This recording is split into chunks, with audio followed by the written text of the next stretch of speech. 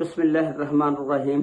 अस्सलाम वालेकुम व रहमतुल्लाहि व बरकातहू। की हाल चाल है जी? ठीक ठाक हो? उम्मीद है अल्लाह ताला दे हुक्म दे नाल इंशाअल्लाह तुसी सारे ठीक ठाक होवोगे। अल्लाह ताला सब ते रहमत फरमाए। अल्लाह ताला सब नूं अपने हिफ्ज़ो ईमान दे विच रखे। अज दे वीलॉग दे विच मैं तुहानूं एक अफसोसनाक स्टोरी सुणाण लगा कि जिहड़ी एक बुढ़ी मां दे नाल बीती। ये दुनिया जिहड़ी आ बड़ी लालची आ, चाहे पुत्र होण नोहां होण ते या कोई दोस्त होवे या कोई रिश्तेदार होवे, सब मतलबी हुंदे ने। कोई अगर उन्हां नूं लालच आ फिर वो तुहाडी तमा करनगे। इस स्टोरी दे विच भी एक ऐसा वाकिया जिहड़ा सबक अमोज आ तुहानूं मैं सुणाण लगा। वो एक मां दी स्टोरी आ, दुख वाली दुखां भरी मां जिहड़ी अपनी जिंदगी गुजारदी आ ਉਹਦੇ ਮੁਤਲਕ ਆ कि ਜਦੋਂ ਮਾਂ ਦੇ ਕੋਲ ਕੋਈ ਚੀਜ਼ ਨਹੀਂ ਸੀ, ਕੋਈ ਵੀ ਬੱਚਾ, ਉਹਦੇ ਦੋ ਬੇਟੇ ਹੁੰਦੇ ਨੇ ਸ਼ਬੀਰ ਤੇ ਤਫੈਲ, ਉਹਨੂੰ ਰੱਖਣ ਵਾਸਤੇ ਤਿਆਰ ਨਹੀਂ ਹੁੰਦਾ।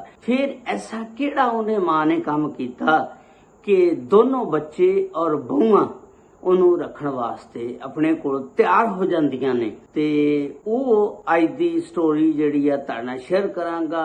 ਇਹਦੇ ਤੋਂ ਇੱਕ ਸਬਕ ਵੀ ਹਾਸਲ ਕਰਨਾ ਲਾਜ਼ਮੀ ਤੇ ਇਹਨੂੰ ਗੌਰ ਦੇ ਨਾਲ ਸੁਣਨਾ। ਇਹ ਵਾਕਿਆ ਇਸ ਤਰ੍ਹਾਂ ਕਿ ਦੋ ਭਰਾ ਹੁੰਦੇ ਨੇ, ਸ਼ਬੀਰ ਔਰ ਤਫੈਲ। ਤਫੈਲ ਔਰ ਸ਼ਬੀਰ ਦੀ ਇੱਕ ਵਾਲਦਾ ਹੁੰਦੀ ਆ। ਇਹ ਬਚਪਨ ਦੇ ਵਿੱਚ ਹੀ ਇਹਨਾਂ ਦੇ ਵਾਲਦ ਸਾਹਿਬ ਸ਼ਬੀਰ ਔਰ ਤਫੈਲ ਦੇ ਫੌਤ ਹੋ ਜਾਂਦੇ ਨੇ। ਇਹਨਾਂ ਦੀ ਵਾਲਦਾ ਬੇਵਾ ਹੋ ਜਾਂਦੀ ਆ। ਹੁਣ ਮਾਂ ਦੇ ਸਿਰ ਦੇ ਉੱਤੇ ਜ਼ਿੰਮੇਵਾਰੀ ਆ ਗਈ ਆਪਣੇ ਬੱਚਿਆਂ ਨੂੰ ਪੜ੍ਹਾਉਣਾ ਲਿਖਾਉਣਾ, ਬੜੇ ਬਣਾਉਣਾ, ਕੋਈ ਜ਼ਿੰਦਗੀ ਦੇ ਵਿੱਚ ਉਹਨਾਂ ਨੂੰ ਕਾਮਯਾਬ ਕਰਨਾ। ਮਾਂ ਜਿਹੜੀ ਆ ਲੋਕਾਂ ਦੇ ਘਰ ਜਾਂਦੀ ਆ, ਬਰਤਨ ਧੋਂਦੀ ਆ, ਕੱਪੜੇ ਧੋਂਦੀ ਆ, ਲੋਕਾਂ ਦੇ ਘਰ ਉਹਨਾਂ ਦੀ ਸਫਾਈਆਂ ਕਰਦੀ ਆ ਤੇ ਆਪਣੇ ਬੱਚਿਆਂ ਨੂੰ ਆ ਕੇ ਖਿਲਾਉਂਦੀ ਆ, ਉਹਨਾਂ ਦੀ ਪਰਵਰਿਸ਼ ਕਰਦੀ ਆ। ਯਾਨੀ ਜ਼ਿੰਦਗੀ ਦੇ ਵਿੱਚ ਇੰਨੇ ਉਸਮਾਨ ਨੇ ਦੁੱਖ ਦੇਖੇ ਕਿ ਲੋਕਾਂ ਦੇ ਘਰਾਂ ਦੇ ਵਿੱਚ ਜਾ ਕੇ ਕੰਮ ਕਰਕੇ ਤੇ ਕਮਾ ਕੇ ਲਿਆਣਾ ਤੇ ਆਪਣੇ ਬੱਚਿਆਂ ਨੂੰ ਪਾਲਣਾ। ਜਿਸ ਵੇਲੇ ਬੱਚੇ ਪਲ ਜਾਂਦੇ ਨੇ, ਬੜੇ ਹੋ ਜਾਂਦੇ ਨੇ,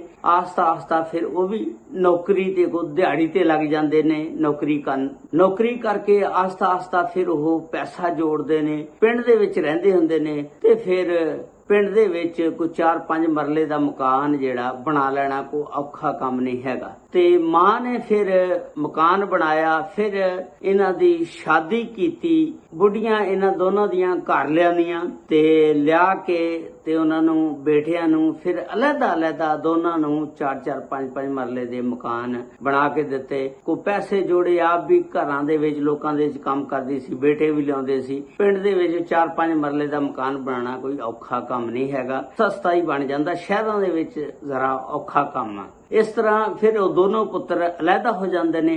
ਹੁਣ ਮਾਂ ਨੂੰ ਰੱਖਣੇ ਦਾ ਟਾਈਮ ਆ ਗਿਆ ਤੇ ਬੜੀ ਨੂੰਹ ਕਹਿੰਦੀ ਹੈ ਛੋਟੀ ਨੂੰਹ ਕੋ ਰਵੇ ਤੇ ਛੋਟੀ ਨੂੰਹ ਕਹਿੰਦੀ ਆ ਵੱਡੀ ਨੂੰਹ ਕੋ ਰਵੇ। ਤੇ ਆਪਸ ਵਿੱਚ ਹੀ ਇਹਨਾਂ ਦਾ ਫੱਡਾ ਬਣ ਗਿਆ ਤੇ ਮਾਂ ਜਿਹੜੀ ਆ ਉਹ ਬੜੇ ਭਰਾ ਦੇ ਘਰ ਰਹਿੰਦੀ ਆ। ਤੇ ਇੱਕ ਦਿਨ ਉਹਦੀ ਬੁੱਢੀ ਨੇ ਕਿਹਾ ਕਿ ਤੂੰ ਇਸ ਤਰ੍ਹਾਂ ਕਰ, ਅੰਮੀ ਨੂੰ ਨਾ ਛੋਟੇ ਭਰਾ ਦੇ ਘਰ ਛੱਡ ਆ ਤਾਂ ਕਿ ਆਪਾਂ ਜਿਹੜਾ ਨਾ ਇਹਦੇ ਕੋਲੋਂ ਜਾਨ ਛੁਡਾ ਲਈਏ। ਹੁਣ ਪੁੱਤ ਵੀ ਜਿਹੜਾ ਉਹ ਮਾਂ ਨੂੰ ਆਪਣੇ ਛੋਟੇ ਭਰਾ ਦੇ ਘਰ ਛੱਡ ਆਂਦਾ ਤੇ ਬੁੱਢੀ ਦੇ ਮਗਰ ਲੱਗ ਜਾਂਦਾ। ਜਾ ਕੇ ਛੋਟੇ ਭਰਾ ਨੂੰ ਕਹਿੰਦਾ ਕਿ ਇਹ ਮਾਂ ਨੂੰ ਆਪਣੇ ਘਰ ਰੱਖ ਲਾ, ਅਸੀਂ ਮੀਆਂ ਬੀਵੀ ਕਿਤੇ ਚੱਲੇ ਆ, ਤੂੰ ਇਹਨੂੰ 2 ਟਾਈਮ ਦੀ ਰੋਟੀ ਦੇ ਦੀ, ਕੱਲ ਜਾਂ ਪਰਸੋਂ ਅਸੀਂ ਆ ਜਾਾਂਗੇ। ਜਿਸ ਵੇਲੇ ਵਾਪਸੀ ਤੇ ਆਏ ਤੇ ਫਿਰ ਮਾਂ ਨੂੰ ਲੈ ਜਾਾਂਗੇ। ਤੇ ਉਹ ਵੱਡਾ ਭਰਾ ਛੋਟੇ ਭਰਾ ਦੇ ਘਰ ਛੱਡ ਗਿਆ। ਜਿਸ ਵੇਲੇ ਛੋਟੇ ਭਰਾ ਦੇ ਘਰ ਛੱਡ ਗਿਆ ਤੇ ਜਿਸ ਵੇਲੇ ਉਹਦੀ ਨੂੰਹ ਨੇ ਵੇਖਿਆ ਵੀ ਮੇਰੀ ਸੱਸ ਘਰ ਆ ਗਈ ਆ ਤੇ ਉਹਦੇ ਮੱਥੇ ਦੇ ਉੱਤੇ ਤੀੜੀਆਂ ਪੈਣੀਆਂ ਸ਼ੁਰੂ ਹੋ ਗਈਆਂ, ਤੇਵਰ ਜਿਹੜੇ ਨੇ ਬਦਲ ਗਏ।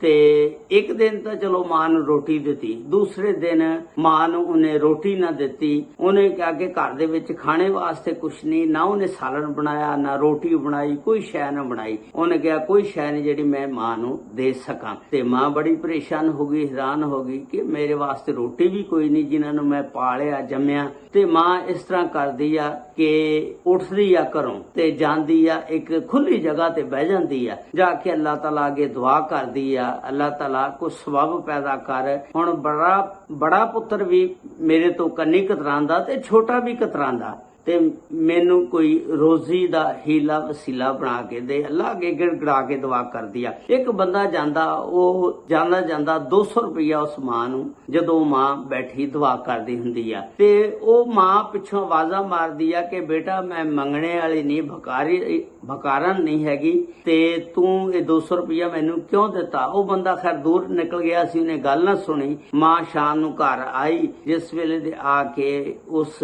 ਨੂੰਹ ਨੂੰ ਪੈਸੇ ਫੜਾਏ, ਉਹ ਬੜੀ ਖੁਸ਼ ਹੋਈ। ਉਹਨੇ ਕਿਹਾ ਲੈ ਫੜ 200 ਰੁਪਇਆ, ਹਾਂਡੀ ਹੁੰਡੀ ਬਣਾ, ਮੇਰੇ ਪੁੱਤਰ ਨੂੰ ਵੀ ਰੋਟੀ ਖਵਾ ਤੇ ਆਪ ਵੀ ਖਾ। ਕਿਉਂਕਿ ਮਾਵਾਂ ਵਾਸਤੇ ਪੁੱਤਰਾਂ ਦਾ ਪਿਆਰ ਜਿਹੜਾ ਬਹੁਤ ਜ਼ਿਆਦਾ ਹੁੰਦਾ ਆ। ਮਾਂ ਨੇ ਜਿਸ ਵੇਲੇ ਪੈਸੇ ਨੂੰਹ ਨੂੰ ਫੜਾਏ, ਨੂੰਹ ਬੜੀ ਖੁਸ਼ ਹੋਈ, ਉਹਨੇ ਹਾਂਡੀ ਰੋਟੀ ਪਕਾਈ ਤੇ ਆਪ ਵੀ ਖਾਧੀ, ਪੁੱਤਰ ਨੂੰ ਵੀ ਉਹਦੇ ਨੂੰ ਦਿੱਤੀ ਤੇ ਸੱਸ ਨੂੰ ਵੀ ਖਵਾਈ। ਤੇ ਦੂਸਰੇ ਦਿਨ ਫਿਰ ਮਾਂ ਚਲੇ ਜਾਂਦੀ ਆ। ਉਹ ਫਿਰ ਲਾਲਚ ਜਿਹੜਾ ਨਾ ਪੈਦਾ ਹੋ ਜਾਂਦਾ। ਹੁਣ ਮਾਂ ਨੇ ਮੰਗਣਾ ਸ਼ੁਰੂ ਕਰ ਦਿੱਤਾ। ਉਹਨੇ ਕਿਹਾ ਕਿ ਇਹ ਤਰੀਕਾ ਠੀਕ ਆ, ਚਲੋ ਮੇਰੀ ਘਰ ਦੇ ਵਿੱਚ ਇੱਜ਼ਤ ਤਾਂ ਹੁੰਦੀ ਆ ਨਾ, ਬੇਸ਼ੱਕ ਮੈਂ ਮੰਗ ਕੇ ਲਿਆਉਣੀ ਆ ਤੇ ਮੈਨੂੰ ਰੋਟੀ ਤਾਂ ਲੱਭਦੀ ਆ ਨਾ। ਬਸ ਉਹ ਮਾਂ ਨੇ ਮੰਗਣਾ ਸ਼ੁਰੂ ਕਰਤਾ। ਉਹਨੇ ਰੋਜ਼ 1000 1500 1200 ਲਿਆਉਣਾ, ਮੰਗ ਕੇ ਲਿਆ ਕੇ ਤੇ ਆਪਣੀ ਨੂੰਹ ਨੂੰ ਦੇ ਦੇਣਾ। ਨੂੰਹ ਵੀ ਬੜੀ ਖੁਸ਼।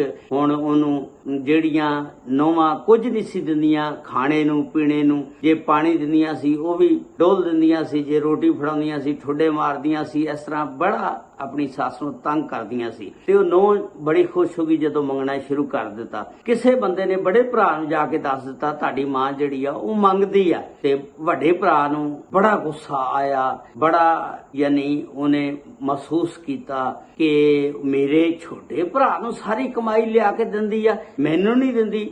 ਉਹਦੇ ਦਿਲ 'ਚ ਵੀ ਲਾਲਚ ਪੈਦਾ ਹੋ ਗਿਆ। ਉਹ ਹੁਣ ਮਾਂ ਨੂੰ ਲੈਣ ਚਲਾ ਜਾਂਦਾ। ਵੱਡਾ ਪੁੱਤਰ ਕਹਿੰਦਾ ਮਾਂ ਚੱਲ ਘਰ ਚਲੀਏ। ਛੋਟਾ ਪੁੱਤਰ ਕਹਿੰਦਾ ਮੈਂ ਨਹੀਂ ਜਾਣ ਦੇਣੀ ਹੈਗੀ। ਹੁਣ ਉਹ ਪੈਸੇ ਦੇ ਲਾਲਚ ਨੂੰ ਛੋਟਾ ਜਿਹੜਾ ਉਹ ਵੀ ਨਹੀਂ ਜਾਣ ਦਿੰਦਾ, ਵੱਡਾ ਪੁੱਤਰ ਵੀ ਰੱਖਣੇ ਵਾਸਤੇ ਰਾਜ਼ੀ ਹੋ ਗਿਆ। ਨੂੰਹ ਵੀ ਕਹਿੰਦੀ ਆ ਫਟਾਫਟ ਜਾ ਕੇ ਤੇ ਅੰਮੀ ਨੂੰ ਲੈ ਕੇ ਆ। ਪਹਿਲਾਂ ਉਹ ਸੱਸ ਤੇ ਬਹੂ ਜਿਹੜੀ ਆ ਵੱਡੇ ਭਰਾ ਦੀ ਬੁੱਢੀ, ਉਹ ਕਹਿੰਦੀ ਹੈ ਜਾ ਕੇ ਮਾਂ ਨੂੰ ਫਟਾਫਟ ਲੈ ਕੇ ਆ, ਕਿਉਂਕਿ ਮਾਂ ਹੁਣ 1000 1500 ਦੀ ਦਿਹਾੜੀ ਲਾਣ ਲੱਗ ਪਈ। ਤੇ ਇਸ ਤਰ੍ਹਾਂ ਇਹ ਦੋਨੋਂ ਭਰਾ ਆਪਸ ਵਿੱਚ ਹੀ ਜਿਹੜੇ ਮਾਂ ਨੂੰ ਰੱਖਣੇ ਵਾਸਤੇ ਤਿਆਰ ਨਹੀਂ ਸੀ ਹੈਗੇ, ਜਦੋਂ ਉਹਨਾਂ ਦੇ ਦਿਲ ਦੇ ਵਿੱਚ ਲਾਲਚ ਪੈਦਾ ਹੋਇਆ ਉਸ ਪੈਸੇ ਦਾ, ਮਾਂ ਦੀ ਤਮਾ ਨਹੀਂ ਸਿਰਫ ਪੈਸੇ ਦਾ ਲਾਲਚ, ਤੇ ਫਿਰ ਦੋਨੋਂ ਭਰਾ ਆਪਸ ਵਿੱਚ ਹੀ ਲੜ ਪਏ ਤੇ ਮਾਂ ਨੂੰ ਰੱਖਣੇ ਦੀ ਜ਼ਿੱਦ ਕਰਨ ਲੱਗ ਪਏ। ਉਹ ਕਹਿੰਦਾ ਮੈਂ ਰੱਖਣੀ ਆ ਮਾਂ, ਉਹ ਕਹਿੰਦਾ ਮੈਂ ਰੱਖਣੀ ਆ ਮਾਂ। ਤੇ ਇਸ ਤਰ੍ਹਾਂ ਉਸ ਮਾਂ ਦੀ ਜਿਹੜੀ ਆ ਕਦਰ ਵੱਧ ਗਈ। ਇਸ ਦੇ ਬਾਰੇ 'ਚ ਤੁਹਾਡਾ ਕੀ ਖਿਆਲ ਆ ਕਿ ਉਸ ਭਾਈਆਂ ਨੇ ਮਾਂ ਦੀ ਜਿਹੜੀ ਇੱਜ਼ਤ ਆ ਪੈਸੇ ਦੀ ਖਾਤਰ ਕੀਤੀ ਜਾਂ ਮਾਂ ਸਮਝਦਿਆਂ ਹੋਇਆਂ ਇੱਜ਼ਤ ਕੀਤੀ? ਤੇ ਇਸ ਤਰ੍ਹਾਂ ਉਸ ਮਾਂ ਨੇ ਦੋਨਾਂ ਭਰਾਵਾਂ ਦੇ ਕੋਲ ਇੱਜ਼ਤ ਬਣਾ ਲਈ ਔਰ ਦੋਨੋਂ ਭਰਾ ਲੜਨ ਲੱਗ ਪਏ। ਤੇ ਮਾਂ ਫਿਰ 1 ਸਾਲ ਜ਼ਿੰਦਾ ਰਹੀ, ਉਸ ਤੋਂ ਬਾਅਦ ਫੌਤ ਹੋ ਗਈ। ਤੇ ਲੇਕਿਨ ਉਹਨਾਂ ਦੋਨਾਂ ਭਰਾਵਾਂ ਨੂੰ ਭੋਰਾ ਸ਼ਰਮਿੰਦਗੀ ਨਾ ਹੋਈ ਕਿ ਅਸੀਂ ਨੌਜਵਾਨ ਆ, 2 ਪੁੱਤਰ ਆ ਤੇ ਸਾਡੀ ਮਾਂ ਮੰਗਦੀ ਫਿਰਦੀ ਆ। ਇਹ ਸ਼ਰਮ ਚਾਹੀਦੀ ਆ ਪੁੱਤਰਾਂ ਨੂੰ ਜਦੋਂ ਪੁੱਤਰ ਜਵਾਨ ਹੋ ਜਾਣ। ਜਿਹੜੀ ਮਾਂ ਨੇ ਬੁਢਾਪੇ ਦੇ ਵਿੱਚ ਮੰਗ ਕੇ ਲੋਕਾਂ ਦੇ ਘਰਾਂ ਦੇ ਵਿੱਚ ਕੰਮ ਕਰਕੇ ਕੱਪੜੇ ਧੋ ਕੇ ਲੋਕਾਂ ਦੇ ਉਹਨਾਂ ਨੂੰ ਜਵਾਨ ਕੀਤਾ, ਪਾਲਿਆ, ਤੇ ਵਕਤ ਜਦੋਂ ਮਾਂ ਦਾ ਖਿਦਮਤ ਕਰਨੇ ਦਾ ਆਇਆ ਉਹਦੇ ਕੋਲੋਂ ਭੀਖ ਮੰਗਾਈ। ਤੇ ਇਹ ਕੰਮ ਠੀਕ ਆ ਜਾਂ ਗਲਤ ਆ? ਇਹਨਾਂ ਨੂੰ ਪੂਰਾ ਸ਼ਰਮਿੰਦਗੀ ਨਹੀਂ ਆਈ। ਤੇ ਅੱਲਾਹ ਤਾਲਾ ਸਭ ਤੇ ਰਹਿਮਤ ਫਰਮਾਏ। ਅੱਲਾਹ ਤਾਲਾ ਸਭ ਨੂੰ ਆਪਣੇ ਹਿਫਜ਼ੋ ਮਾਨ 'ਚ ਰੱਖੇ। अस्सलामु अलैकुम व रहमतुल्लाहि व बरकातहू।